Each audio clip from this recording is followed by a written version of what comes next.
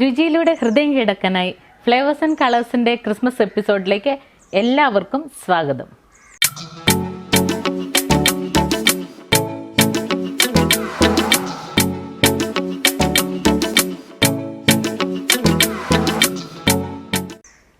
അപ്പോൾ എങ്ങനെയാ, എല്ലാവരും ക്രിസ്മസിൻ്റെ മൂഡിലൊക്കെ ആയിട്ടുണ്ടോ? ഇന്ന് എന്താ തയ്യാറാക്കുന്നത് നോക്കിയാലോ. ഈ പ്രാവശ്യത്തെ ബ്രേക്ക്ഫാസ്റ്റ്, അത് ക്രിസ്മസിൻ്റെ ബ്രേക്ക്ഫാസ്റ്റ് ഫ്ലേവേഴ്സ് ആൻഡ് കളേഴ്സിനോടൊപ്പം ആയാലോ. ഇന്ന് ഞാനിവിടെ തയ്യാറാക്കുന്നത് ബീഫ് സ്റ്റൂവും പാലപ്പവുമാണ്. അപ്പം നമുക്ക് നോക്കാം എന്തൊക്കെ ചേരുവകളാണ് അതിന് വേണ്ടതെന്ന്. ബീഫ് സ്റ്റൂവിലേക്ക് ആവശ്യമായ ചേരുവകൾ: 1/2 കിലോ ബീഫ്, അതുപോലെ 1.25 ടേബിൾ സ്പൂൺ ഇഞ്ചി ചതച്ചത്, കുരുമുളക് പൊടി, വിനാഗിരി, കറിവേപ്പില, തക്കാളി, ഡാൽഡ, ഉപ്പ്, 1/4 പാല്, തേങ്ങയുടെ തന്നെ 2/2 പാല്, ക്യാരറ്റ്, പച്ചമുളക് ഒരു 8 എണ്ണം ഞാൻ അരിഞ്ഞിട്ടിട്ടുണ്ട്, ഒരു 3 മീഡിയം സൈസ് സവോള, അതുപോലെ ഉരുളക്കിഴങ്ങ് 2 എണ്ണം. അപ്പം നമുക്ക് ഇതെങ്ങനെ തയ്യാറാക്കുന്നത് നോക്കാം. ബീഫ് സ്റ്റൂ തയ്യാറാക്കുന്നതായിട്ട് ആദ്യം നമുക്ക് ബീഫ് വേവിച്ചെടുക്കാം. അപ്പോൾ ആദ്യം നമുക്ക് ബീഫിനകത്ത് കുറച്ച് നെയ്യ് കഷ്ണങ്ങളൊക്കെ ഞാൻ ചേർത്തിട്ടുണ്ട്. എന്നാൽ ആ സ്റ്റൂവിനൊരു തിക്നെസ്സൊക്കെ വന്ന് നല്ല ടേസ്റ്റി ആയിട്ട് കിട്ടും. അതിലേക്ക് നമുക്ക് സവോള നമുക്ക് വഴറ്റാൻ കുറച്ച് വേണം. അപ്പോൾ ഇതിലേക്ക് ഒരു 1.5 അരിഞ്ഞത് ഞാൻ ഇട്ടിട്ടുണ്ട്. അതുപോലെ പച്ചമുളക്,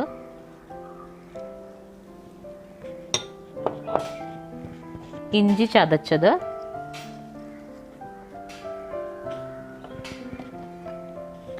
കുരുമുളക് പൊടി ഒരു ടീസ്പൂൺ ഇട്ടിട്ടുണ്ട്. അതുപോലെ വിനാഗിരി 1 ടേബിൾ സ്പൂൺ, കറിവേപ്പില, അതുപോലെ ബീഫിന് ആവശ്യമായിട്ടുള്ള ഉപ്പ്.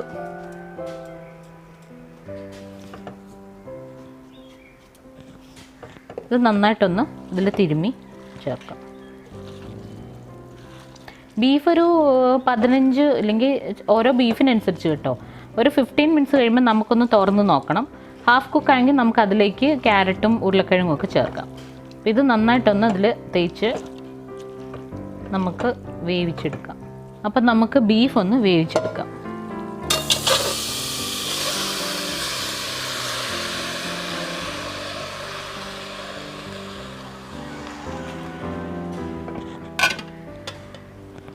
നമുക്ക് കുറച്ച് മതി, ബീഫിൽ നിന്ന് കുറച്ച് വെള്ളം ഉണ്ടാവും. അപ്പോൾ ഒരു 1/4 കപ്പ് വെള്ളം ഒഴിച്ചിട്ടുണ്ട്.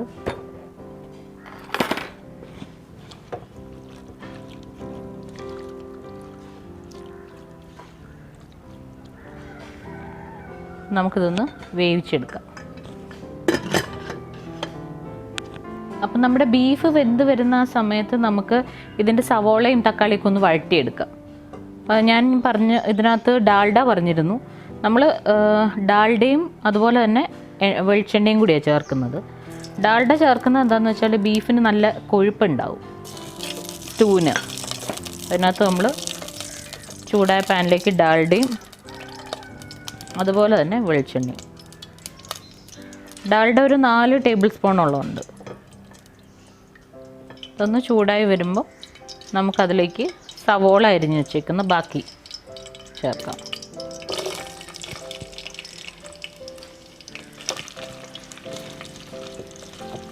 അപ്പം നമ്മുടെ സവോള ചെറുതായിട്ടൊന്ന് വഴന്നിട്ടുണ്ട്. അതിലേക്ക് നമ്മളുടെ ബാക്കി മൊത്തം 8 പച്ചമുളക് ഞാൻ എടുത്ത് അതിൻ്റെ ബാക്കി പച്ചമുളക് ഇതിലേക്ക് ചേർക്കുന്നു. നമ്മൾ സ്റ്റൂവിലേക്ക് അല്ലാതെ വേറെ മുളക് പൊടിയോ അങ്ങനെ ചേർക്കാത്തതുകൊണ്ട് പച്ചമുളക് നന്നായിട്ട് ചേർക്കണം. നല്ല എരിയൊക്കെ വേണം അതിന്. പച്ചമുളക് ഇട്ട് നല്ലൊരു മൂത്ത മണമൊക്കെ വരുമ്പോൾ നമുക്ക് തക്കാളി അതിലേക്ക് ആഡ് ചെയ്യും.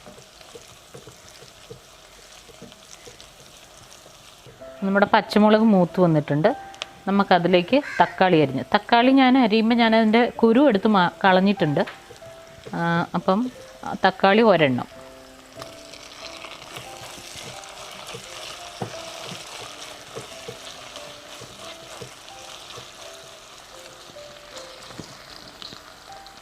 അപ്പം നമുക്ക് ലേശം ഉപ്പ് ആഡ് ചെയ്യാം. ഉപ്പ് ആഡ് ചെയ്യുമ്പോൾ ഒരു കാര്യം പെട്ടെന്ന് വഴന്നും കിട്ടും, ഇതിൻ്റെ കളറ് അതുപോലെ തന്നെ നിൽക്കും. അപ്പോൾ നമ്മുടെ ബീഫിൻ്റെ ആദ്യത്തെ വിസിൽ വന്നിട്ടുണ്ട്. ഒരു 15 മിനിറ്റ്സോളം നമ്മൾ വെക്കണം. എന്നിട്ട് നമ്മൾ നോക്കിയിട്ട് ഹാഫ് കുക്ക്ഡ് ആയെന്നുണ്ടെങ്കിൽ നമുക്ക് ക്യാരറ്റും ഉരുളക്കിഴങ്ങും അതിലേക്ക് ചേർക്കാം.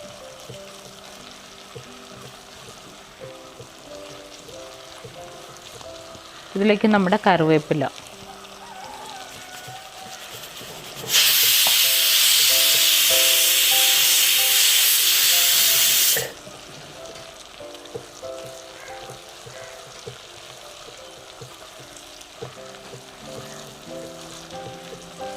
ഞാൻ പണി എളുപ്പമാക്കാൻ വേണ്ടിയിട്ടാണ് അവിടെ അത് വേവിക്കുന്നതിൻ്റെ ഒപ്പം തന്നെ ഇതിൻ്റെ ഗ്രേവിയുടെ കാര്യങ്ങൾ ചെയ്യുന്നത്.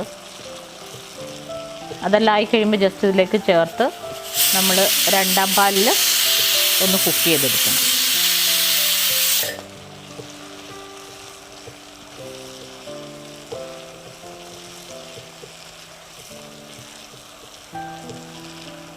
അപ്പം നമ്മുടെ അരപ്പ് ഏകദേശമൊക്കെ ആയിട്ടുണ്ട്. നമുക്കത് ഓഫ് ചെയ്ത് ബീഫ് തയ്യാറായി കഴിയുമ്പോൾ നമുക്ക് ബാക്കി എങ്ങനെയാണ് ചെയ്യുന്നതെന്ന് കാണാം. അപ്പോൾ നമ്മുടെ ബീഫ് ഒരു ഹാഫ് കുക്ക്ഡ് ആയിട്ടുണ്ട്. നമുക്കിതിലേക്ക് അരിഞ്ഞു വെച്ചിരിക്കുന്ന ക്യാരറ്റ്, ഇടത്തരം ക്യാരറ്റ് 2 ഞാൻ എടുത്തേക്കുന്നത്. അതുപോലെ തന്നെ ഉരുളക്കിഴങ്ങ് ഞാൻ വെള്ളത്തിലാണ് അരിഞ്ഞിട്ടേക്കുന്നത്, ഇല്ലെങ്കിൽ അതിൻ്റെ കളറ് ഫെയ്ഡാവും. അപ്പോൾ നമുക്കതിൽ നിന്ന് ഉരുളക്കിഴങ്ങും കൂടി, ഇതൊരു 2 മീഡിയം ഉരുളക്കിഴങ്ങ്.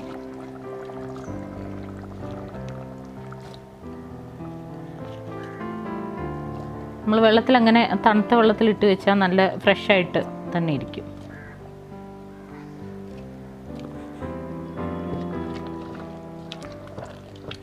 വെള്ളം ആവശ്യത്തിനുണ്ട്, നമുക്കിനി ചേർക്കേണ്ടതില്ല. കാരണം നമ്മൾ രണ്ടാം പാലില്ല ഇതുണ്ടാക്കുന്നത്. അതുകൊണ്ട് ഞാൻ ഒരു കാര്യം പറയാൻ വിട്ടുപോയിരുന്നു. ഗരം മസാല നമുക്ക് ഈ സമയത്ത് അതിലേക്ക് ചേർക്കാം, ഒരു 1/4 ടീസ്പൂൺ.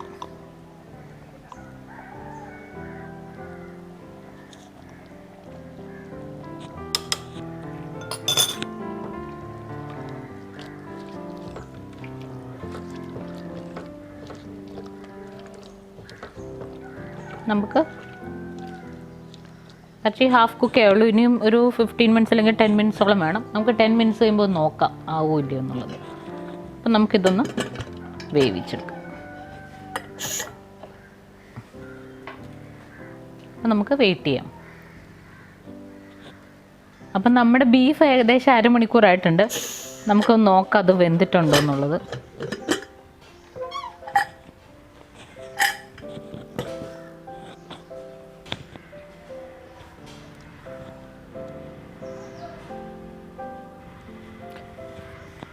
നമ്മുടെ ബീഫ് വെന്തിട്ടുണ്ട്. നമുക്ക് തയ്യാറാക്കി വെച്ചിരിക്കുന്ന അരപ്പിലേക്ക് ഇനി ചേർത്ത് രണ്ടാം പാലിൽ ഒന്ന് കുക്ക് ചെയ്തെടുക്കാം.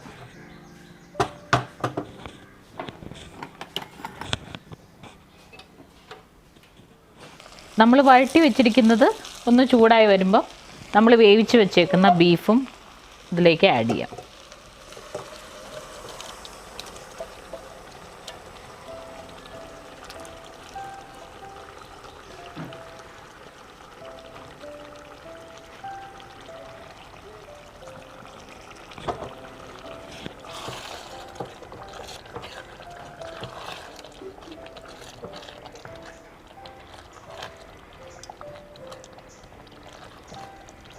പിന്നെ നമ്മൾ ഏറ്റവും സിമ്മിലേക്ക് ആക്കിയിട്ട് രണ്ടാം പാലിൽ തേങ്ങയുടെ രണ്ടാം പാലെടുത്തുകൊണ്ട് ഒരു കപ്പ്, 1.25 കപ്പോളം ഉണ്ട്. ഇതിലേക്ക് ആഡ് ചെയ്തിട്ട് ഇതിൽ വേണ്ടതൊന്ന് തിളച്ച് വരാൻ.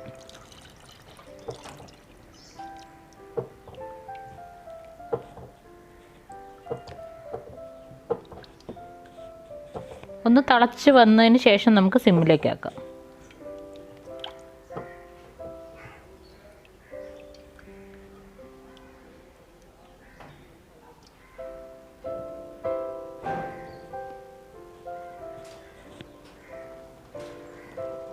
ഞാനിവിടെ ബീഫ് സ്റ്റൂ ചെയ്തേക്കുന്നത്. നിങ്ങൾക്കിത് മട്ടനോ ചിക്കനോ ഒക്കെ വെച്ചിട്ട് ഇത് നമുക്ക് ചെയ്തെടുക്കാം.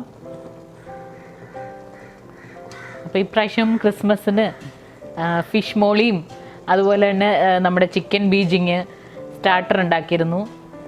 അതുപോലെ തന്നെ ബീഫ് സ്റ്റൂ ഒക്കെ ആയിട്ട് നമുക്ക് അടിച്ചു പൊളിക്കാം അല്ലേ.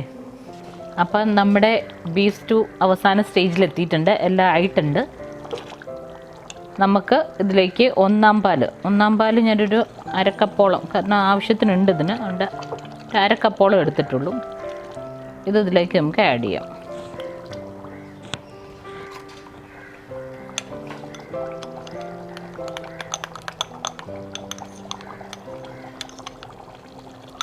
ഏറ്റവും സിമ്മിലിട്ടിട്ട് നമുക്ക് ചെയ്യാം.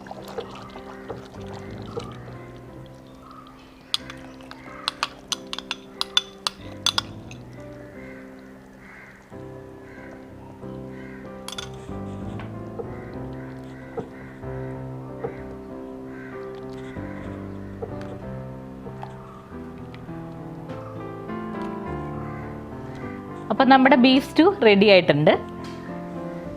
നമുക്കിത് ഓഫ് ചെയ്ത് മാറ്റാം.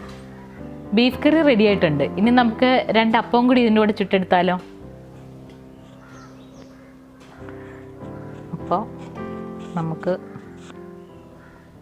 ഞാൻ കൂടുതലും ഇരുമ്പിൻ്റെ അപ്പച്ചട്ടി യൂസ് ചെയ്യുന്നു. എനിക്ക് നോൺ സ്റ്റിക്കിനേക്കാളും ഇഷ്ടം അതാണ്. അതുകൊണ്ട് നമുക്ക് നോക്കാം.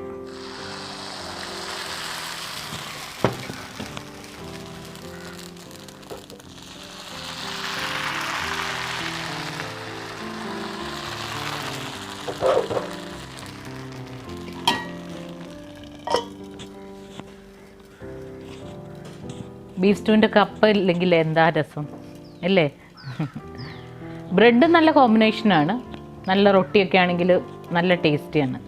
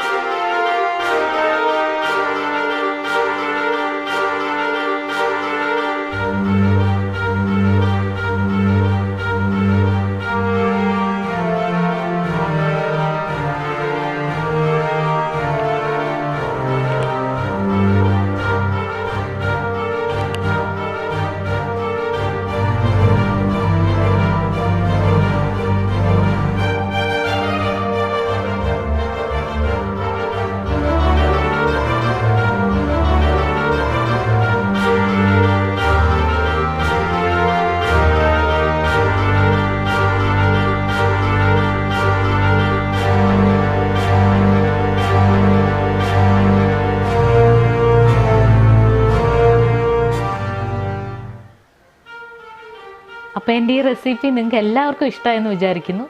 അപ്പോൾ ഈ വർഷത്തെ ക്രിസ്മസ് ഫ്ലേവേഴ്സ് ആൻഡ് കളേഴ്സിൻ്റെ കൂടെ ഞാൻ തീരുമാനിച്ചോ.